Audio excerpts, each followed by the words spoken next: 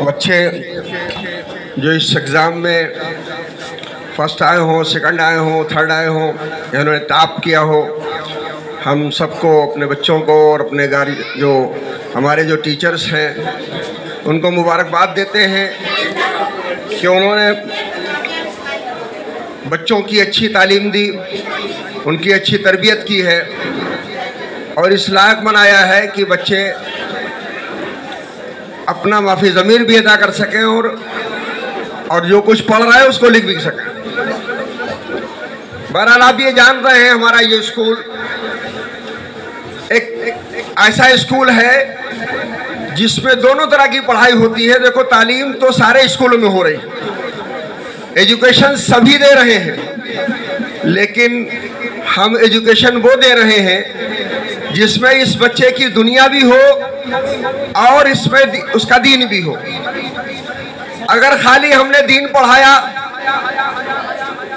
तो बच्चा हमारा एकंगा होकर रह जाता है, और खाली अगर हमने दुनिया पढ़ाई तो बच्चा आखिरत से कट जाता है। जिस मकसद के तहत अल्लाह ताला ने इस दुनिया में हमें भेजा है वो मकसद ही से कट जाएगा अगर बच्चे ने खाली दुनिया की तालीम हासिल की। लोग हमारे मुस्लिम माशरे में लोग बच्चों को ले जाते हैं कि ये बच्चा आप ले लीजिए और हमको इसको आईएएस बनाना है, पीसीएस बनाना है, इसको फला इंजीनियर बनाना है, डॉक्टर बनाना है। लेकिन आईएएस, पीसीएस और डॉक्टर, इंजीनियर तो बन सकता है, लेकिन ईमान वाला नहीं बन सकता। ईमान वाला बनने के लिए उसको इब्तदाई तौर पर जो उसकी एजुकेशन होगी उसको वहीं से ईमान वाला बनाना पड़ेगा। अब जब ये आईएएस और पीसीएस बनेगा तो ईमान वालों का ख्याल रखेगा, डॉक्टर बनेगा तो ईमान वालों का ख्याल रखेगा, मास्टर बनेगा तो ईमान वालों का ख्याल रखेगा। और अगर इसके पास ईमान पहले से नहीं है तो जो मुस्लिम बच्चे खाली अंग्रेजी पढ़े हुए हैं वो आज अहले इस्लाम के लिए, अहले ईमान के लिए वो बाले जान बने हुए हैं। वो तरह तरह के सवाल करते हैं। जाहिर बात है, शुरुआती दौर में जब ईमानियात मजबूत नहीं होती है, उनको नहीं पता होता है कि इस्लाम क्या है, अल्लाह क्या है, उसका रसूल क्या है, अल्लाह का पैगाम क्या है, रसूलुल्लाह सल्लल्लाहु अलैहि वसल्लम क्या लेकर आए थे, हमको यही दुनिया में नहीं, इसके बाद कहीं जवाबदेही भी हमारी है।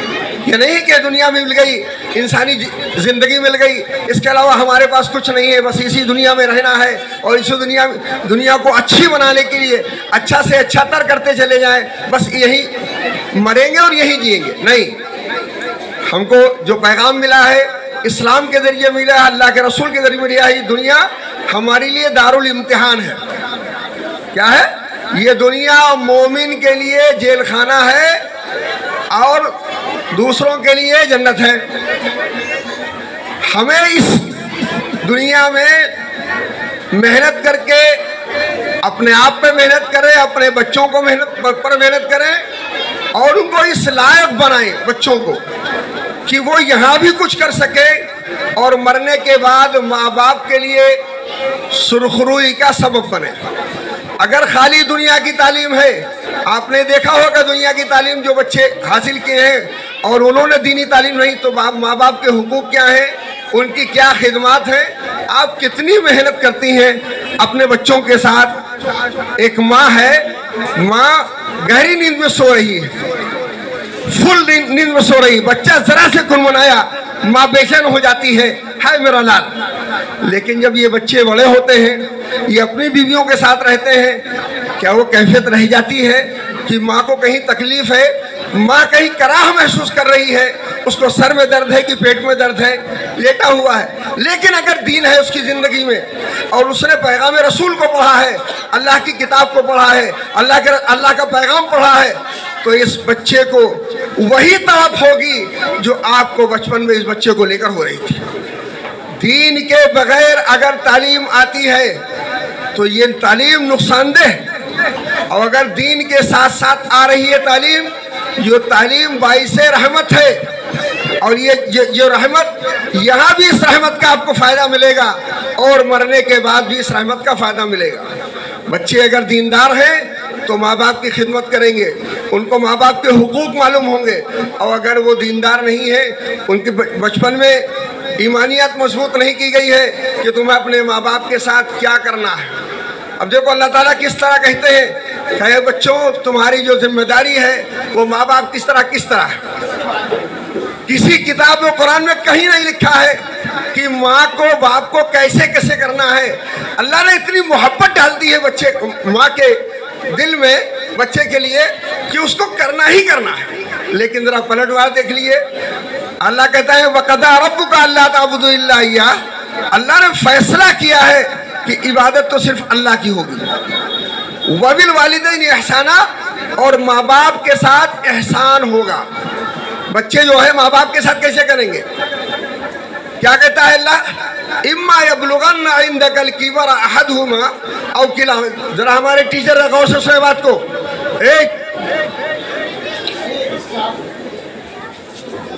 कहा इम्मा यबलुगन्ना इंदकल किबर अहदहुमा, जब उनमें से एक को या तुम दोनों को बूढ़ा पाओ, फला तकुल लहुमा उफ, तो देखो उनसे उफ तक मत करो। बच्चों से कहा जा रहा है तुम अपने माँ बाप से उफ तक मत करो। वला तनहरहुमा, और उनको डांटो नहीं, उनको झिड़को नहीं। वकुल लहुमा कौलन करीमा, और जब बात करो माँ बाप से तो बड़ी नर्मता के साथ बात करो, बहुत शाइस्तगी के साथ बात कीजिए। आगे क्या कह रहा अल्लाह, जरा सोचो किस तरह तशबीह मेरे अल्लाह ने दिया है, माँ बाप को लेकर किस तरह तशबीह दी है। कहा वफ़िद लहुमा जनाह दुल्ल मिन रहमा, इख्फास कहते हैं ढांपने को। इख्फास जो है कहते हैं इस तरह ढांपने को। ये जो परिंदे जो होते हैं अपने परों में अपने बच्चों को जिस तरह ढांपते हैं, इस तरह अल्लाह कह रहा है, बच्चों से कह रहा है कि तुम अपने बाप को, अपने माँ बाप को इस तरह ढांप के रखो। वक़्फ़िद लहुमा जनाह दुल्ल मिन रहमा, और बहुत ही करम के साथ, रहमत के साथ, शफकत के साथ। वक़ुल रब्बिरहमहुमा, और जब उनकी खिदमत करते करते तुम खुद ये महसूस करने लगो कि मेरे बस का कुछ नहीं रह गया। आप जरा सा बीच से हटिए।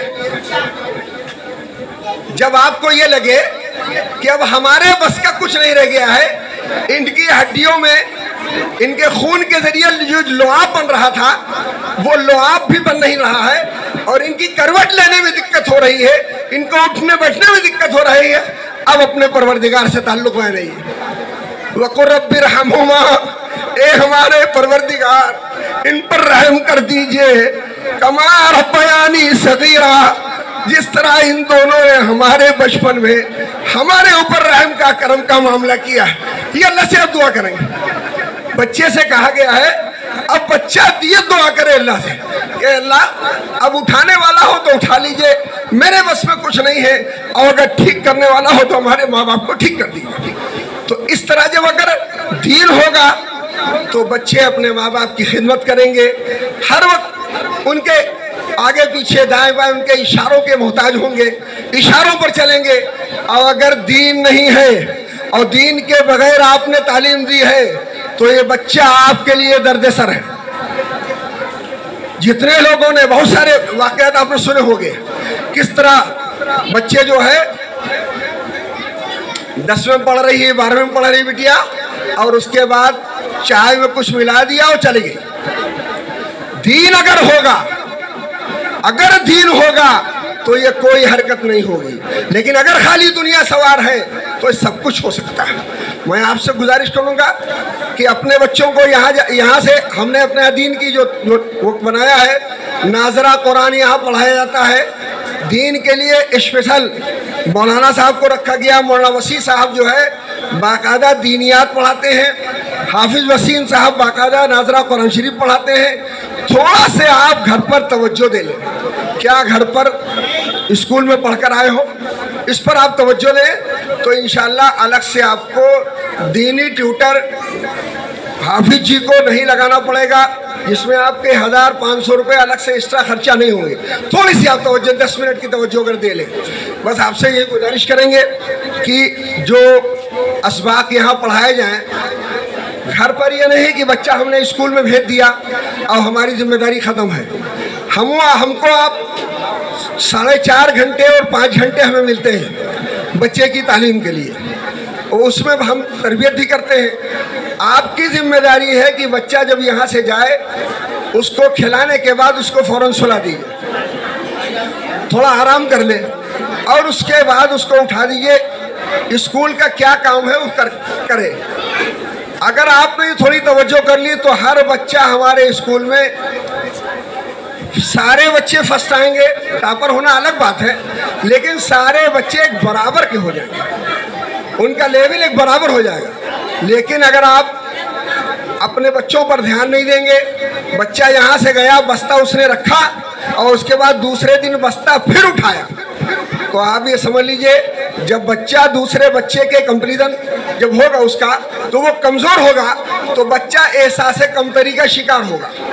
और जब बच्चा एहसास कमतरी का शिकार होगा और उसको कुछ नहीं आएगा, क्लास में वो पीछे बैठेगा, तो फिर वो स्कूल से भागेगा। वो स्कूल से क्यों भाग रहा है?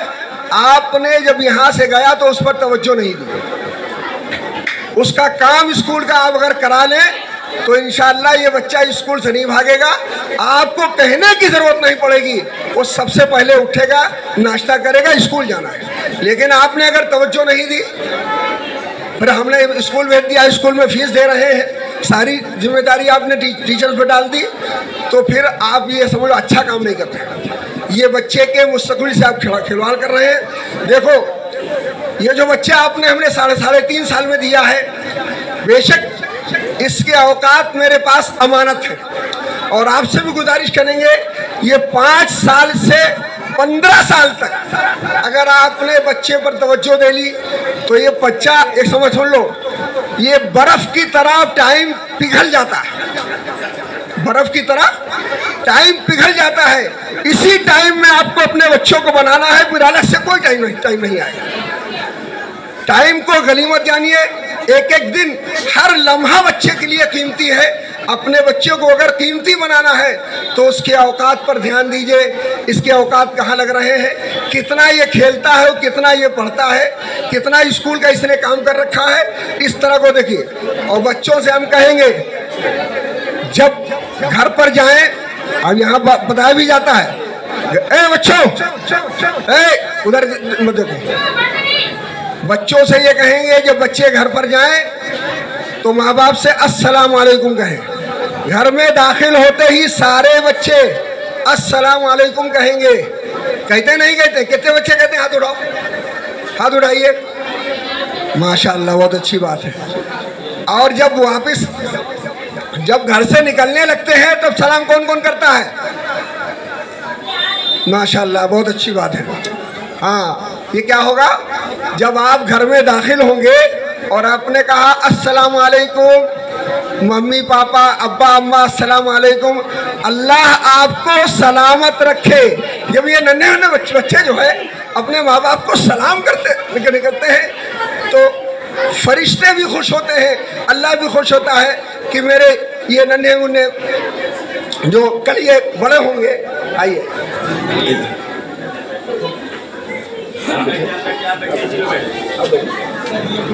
आइए अब्दुल भाई,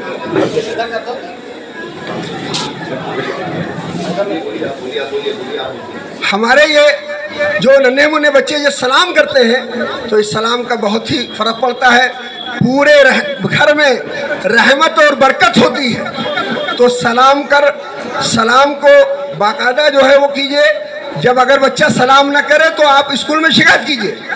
पेरेंट्स की जिम्मेदारी है, बच्चा आजकल सलाम नहीं कर रहा है, हम अपने टीचर से कहेंगे, इन पर जोर देकर। और बच्चे कहीं भी कोई टीचर मिले, कोई जान पहचान का मिले, सलाम करो। सलाम करना इंतहाई ज़रूरी है।